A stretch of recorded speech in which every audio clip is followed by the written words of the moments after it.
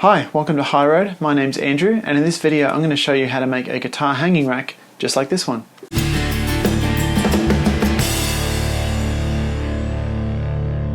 Well, this is the wall that I want to be able to hang my guitars on, and the way I'm going to do that is I'm going to use a series of these Hercules guitar hanging hooks like that to actually hang my guitars on. I've got about 3 or 4 of these.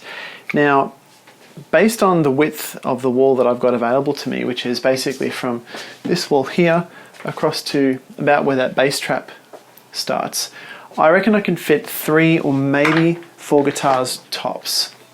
So that's 1, 2, 3, 4, maybe. 3 might really be all I can realistically fit on there, but we'll see how it goes.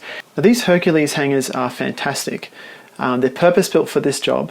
However, as strong as this hanger is, I can't just go and screw it to the wall using the mounting hardware that it came with, because the problem is the wall is not strong enough to hold a guitar. This mounting hardware is only for screwing straight into wood or brick, and I'm using plasterboard here, which probably the majority of you guys watching would be doing as well. If you want to mount anything directly to the plasterboard, the best you can really do is use these little wall plugs. These burrow into the gyprock and then the screw expands them and locks them in place. However, I would not recommend this because despite the fact that these can hold 15 kilos each, and considering we've got 3 mounting holes, that would add up to 45 kilos. That would seem to be more than enough for a 7 kilo guitar, right? However, these are only designed to hold lateral load. So say this is the wall and this is the hanger. Lateral load is forces that are pulling this way, sideways. So yes, those Wallmates can hold 45 kilos that way. However, this is not lateral load. Because of the way the guitar is mounted there, this is actually forming a lever, and it's actually going to be yanking those plugs out of the wall eventually. And that 45 kilos that we talked about isn't going to mean anything because this is not lateral force. So the best solution here is not to try and mount these hangers directly to the plasterboard. Instead, what we do is we cut a long piece of wood, a plank of pine or something like that from the hardware store, and we attach that plank to the studs directly behind the wall, which is a very solid mounting point. Then you can attach your guitar hangers to that board, and it's going to transfer the load across the length of the board into the studs behind the wall, and it's going to be much stronger. So to make a start here, we don't need to know how many guitars there's going to be. We don't need to know where they're going to go. We don't even need to know how high it's going to be placed on the wall. All we really need to know is how wide we want the backing board to be, and do we have enough studs behind the wall in the right places to support it. To locate where the studs are in the wall, the easiest way is just to tap on the wall and listen for the sound to change. Yep, there's one there. And there's got one about there as well. So 2 studs in the wall there and there. That's perfect, that's all I need. Next thing to work out is how wide I can have my board. So if I grab one of the hangers and a guitar, I'm going to work out how close I can get this hanger to the edge of the wall. Okay, so that's about where I'd want to hang the guitar, and that's basically in line with the edge of that foam there, which is a happy accident. Now if I grab a tape measure and check that, so it looks like the closest I can get this guitar hanger to the edge of the wall is about 20 centimeters. So I'll get my backing board to start about there, 10 centimeters from the wall, and end at 10 centimeters before that bass trap. Let's see how wide that would be. 145 centimeters it is. Now I'm going to cut this using a miter saw, but you could just as easily do this with a handsaw if you're careful. It doesn't have to be anything fancy. Safety equipment always.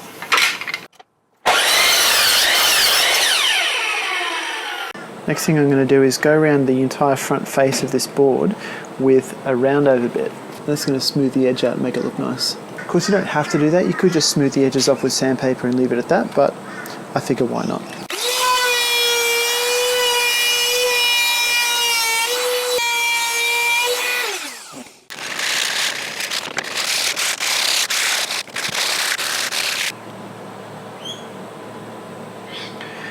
When you're painting, it's a good idea to transfer the small amount of paint that you'll need for your project into a different container. That way you're not dipping your brush constantly in and out of the main can and contaminating the whole mix.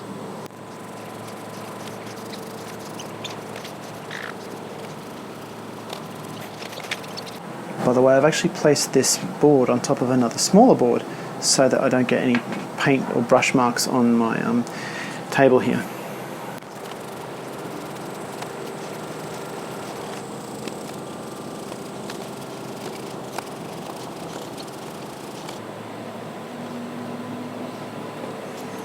Painter once told me that you don't really have to wait the full 2 hours to recoat.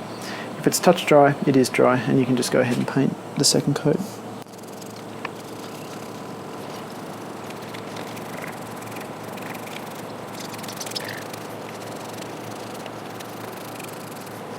Alright, my backing board is all dry and ready to be installed. So you might remember that we decided that we were going to install the outside racks 10 centimeters from the edge of the board. So there's one there. That's the other one there. So that's where one will go. And that's where the other will go. Now I definitely know I've got enough room to install 3 guitars on here. What I'm going to hope I can do is install 4 guitars. So the way I figured that out is I work out where the center point of this rack is, this hanger here, sorry, and I mark that center point. Then I mark the center point of this one. Okay, so all I need to do is measure between those 2 center points and divide by 3. The reason we divide that distance by 3, even though we're trying to hang 4 objects, is because the distance between those objects are divided into thirds. So there's 1/3, 2/3, 3/3, and that's how we're going to find these 2 positions. So let's measure.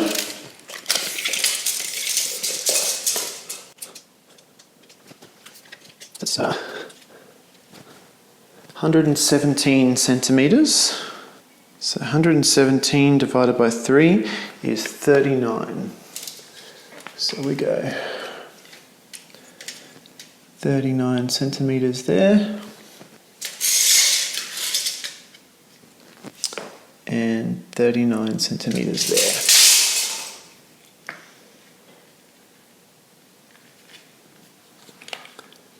So those are nice and evenly spaced now. All right, I'm going to go get some guitars and see if they're going to fit in that configuration.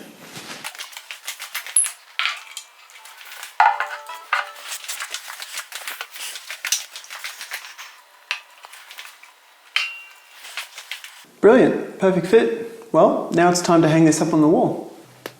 Now, one of the first steps we did in this process was to determine the horizontal placement of the backing board, but what we didn't do is determine the height. And the way we determine that is by taking the guitar with the biggest headstock we have and working out how much room it needs. So if I place this on the wall, if I place it about there, we can see that I don't have enough height. I'm bumping onto the ceiling there if that's placed where it is now. If I move that down a bit, I've got just enough room, but I think I'd probably still be hitting it on the roof. So if I put it, say, about there, yeah, that's a safe placement for that.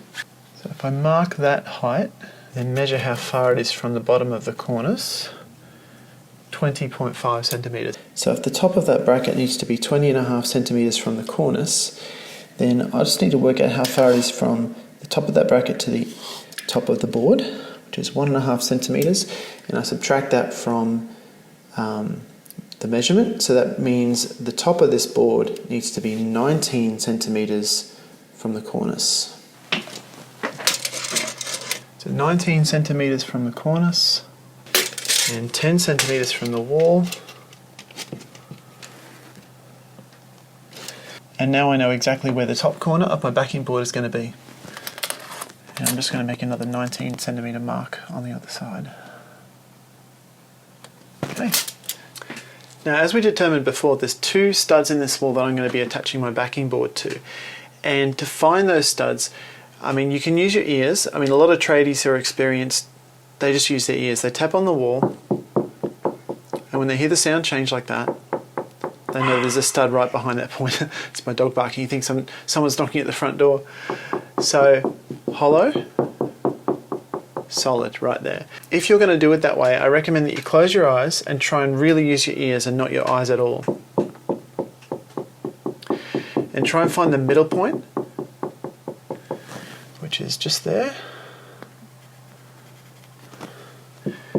And see if you can figure out, you know, when it goes from hollow to solid.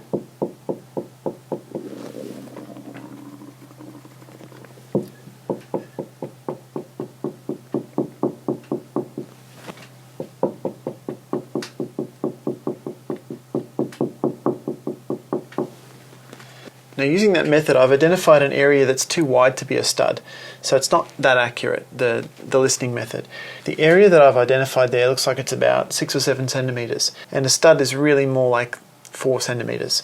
So I could take a guess and go right in the middle of that area, but it's really still just a guess. The best method for finding the stud is to actually use a commercial stud finder. You can get these in any hardware store for about 20 or 30 bucks, and this is the best way. So here's the 3 marks I made using my ears. That was what I thought was the center of the stud, that was the left hand side, and that was the right hand side, way over there. So now we're going to use the stud finder to do this job. And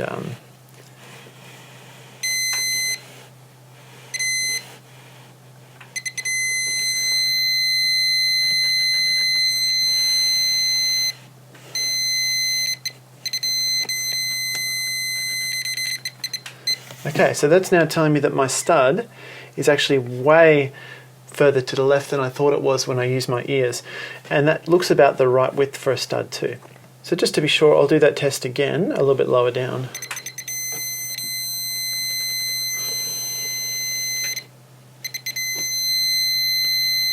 Yep, they're good. So that's consistent with my first marks. So I can confidently drive my screws right in there, knowing that that is dead center of where that stud is. So now I just got to do the other stud.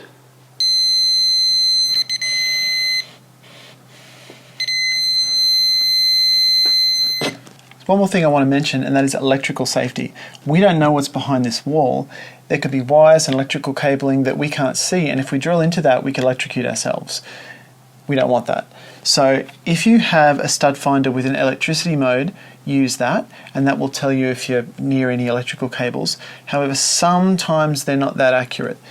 Better than nothing, but not always that accurate. What I have here though is a battery-powered mains testing device. The idea is you just switch this on and run it along the wall, and if it detects any power behind the wall that you should know about, it will beep and it will light up.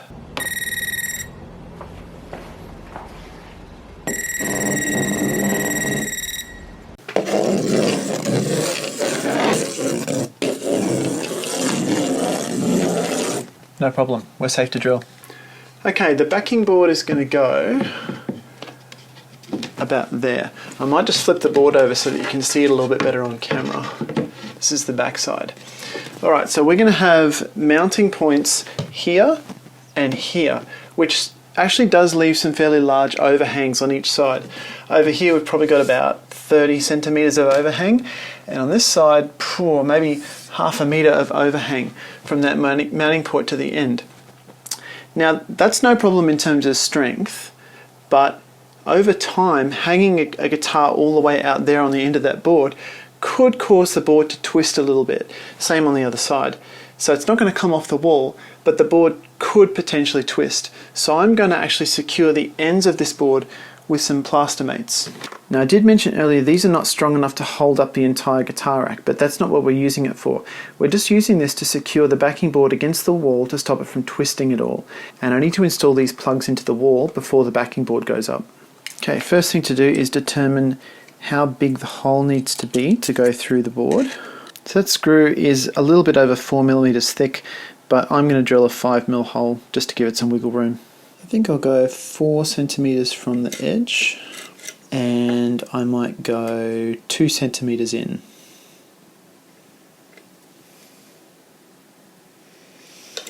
Okay, so those are going to be my 2 mounting screws. And now the same thing on the other end.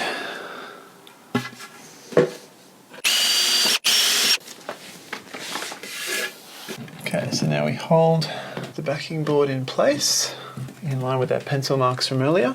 Then I use this drill bit which has a little point on it, and I poke that through the hole to mark the spot.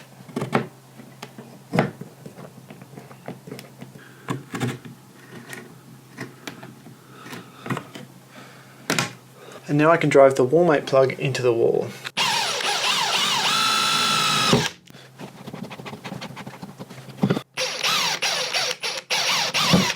I like to drive it in about halfway with the power drill and finish it off with a hand screwdriver, because the power drill can just be so powerful it can end up just punching right through the wall. This is a bit safer.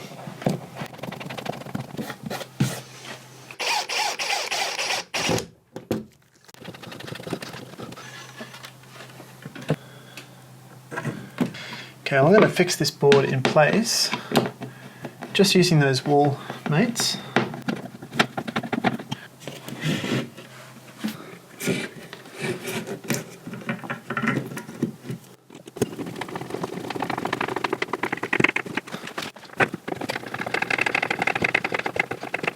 Okay, well this is loose mounted to the wall just with the Plastermates, but now we need to add the real mounting screws into those two stud positions.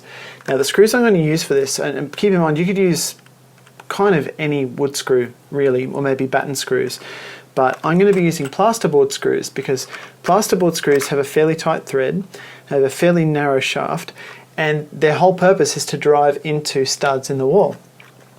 Now, I don't want them to bite into the wood, I want them to go through the wood, so I'm going to need to drill a pilot hole that is slightly larger than the shaft but smaller than the head. Also, I'll just mention the reason I chose 65mm screws. Normally you'd use 40mm screws or something like that with just the plasterboard, so that's accounting for 10cm of the plasterboard itself and 30mm of penetration into the stud. We're adding this piece of board here, so 20mm for the board, 10mm for the plasterboard, and then we should get about 35mm of penetration into the stud with that screw. Now it's probably worth mentioning at this point that I'm actually using two completely different kinds of drills. This one here is a drill driver. This is the most common type you'll find around the place. You can do the whole job with one of these, but this really makes it a lot easier. This is an impact driver. So a standard drill driver uses a chuck, and you can fit different sized drill bits into it. This is what you use for drilling holes. This one though, the impact driver, this one has a quick release hex chuck. Very different. This is the one that you would use for driving in screws. They sometimes call impact drivers rattle guns because they don't use a continuous turning motion. They actually use a reciprocating, it's like a vibrating motion. So it actually goes down, do, do, do, do, do, and it actually drives the screw in a way that a drill driver just can't. So you're going to see that I'm going to use my drill driver to drill a pilot hole just through the wood, not through the wall or the stud, just through my backing board, and then I'll use this to drive the screw all the way into the stud, and you'll see how easy this makes it. I just go until I feel it give a little bit into the plasterboard, and you know you're through.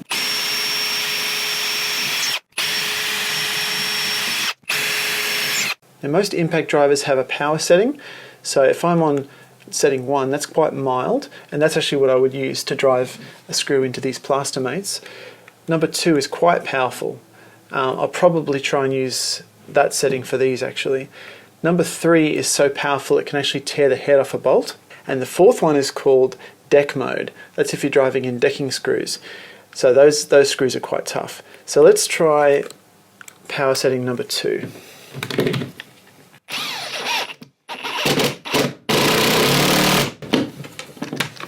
There you go, you can hear that rattle motion.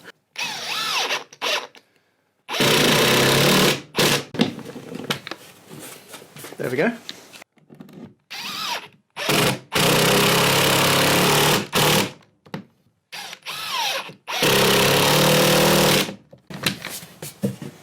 Solid as a rock. Now we've got to mount the hanging brackets to the backing board. Now you might remember earlier that we established that we want the top of this bracket to be 1.5 centimeters from the top of the backing board. So I'm just going to go make some marks where that needs to be. Put that in place. Okay, now I'm going to use my pencil to mark the holes.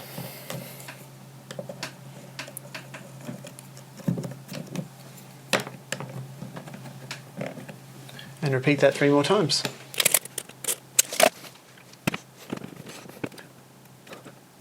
This one's going to be perilously close to those mounting screws, but I think I can avoid them.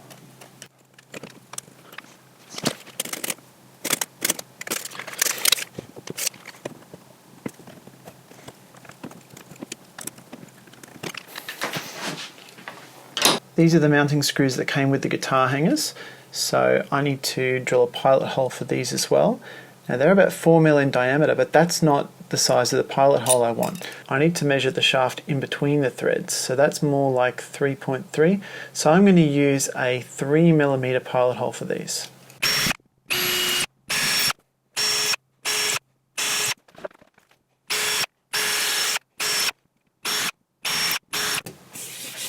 This is a lot easier when you've got a long shaft on your screwdriver.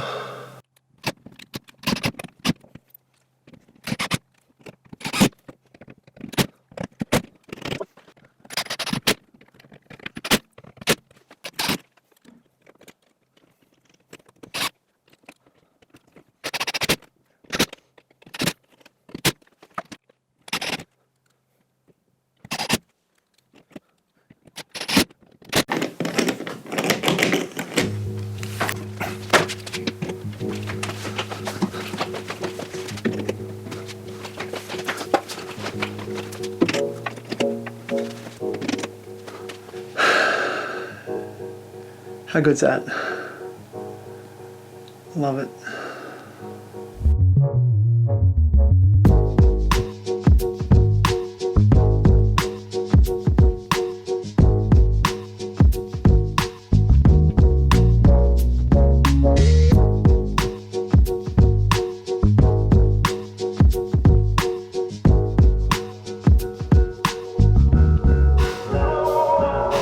Well, I hope you enjoyed this video. If you've got any questions about the process or anything from this video that you want to know more about, please feel free to comment below. Also, if you want to check out more of my other DIY videos, there should be some links in the description to those as well. As always, if you want to learn how to make music, record music, and build musical stuff, start now by subscribing below, and I'll see you in the next video. Bye for now.